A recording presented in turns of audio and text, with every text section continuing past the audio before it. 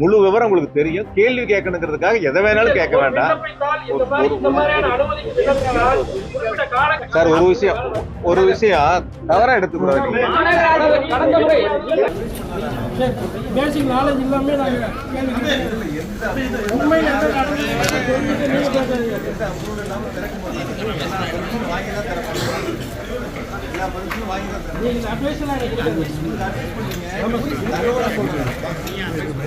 ஒரு அரசு நிர்வாகம் முதலமைச்சர் வந்து திறக்கிறாங்க. இது எல்லாம் முறைப்படி இல்லாம முதலமைச்சர் திறக்க மாட்டாங்க.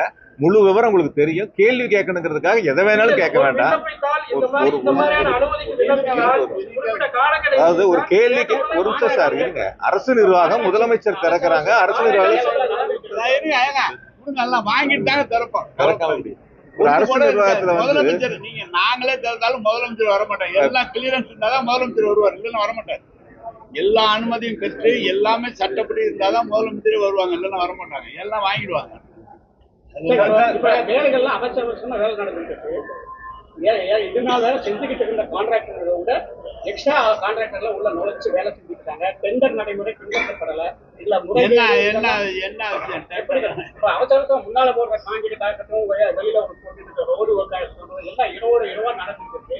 அதனுடைய குவாலிட்டி, அந்த டெண்டரு எப்படி அதனுடைய நீங்க தான் இவ்வளவு நாள் ஆச்சு செம்மொழி பூங்கா எப்ப திறக்குறீங்க? இவ்வளவு நாள் ஆச்சு, இவ்வளவு பணம் செலவு பண்ணிட்டீங்களே, ஏன் திறக்கலங்கிறீங்க? வேகமா வேலை செஞ்சா ஏன் வேகமா வேலை செய்யறாங்க? இவ்வளவு நாள் மெதுவா நடத்தி இப்போ இவ்வளவு அவசரமா செய்வதற்கான இல்ல, இந்த அவசியம் வந்துட்டு திறக்கிறாங்க.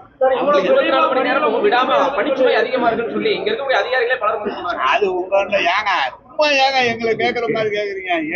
எதையாவது கேட்கணும், கேள்வி கேட்கணுங்கிறதுக்காக ஒரு கேள்வி கேட்டு சார், ஒரு விஷயம் தவறா எடுத்துக்கூடாது.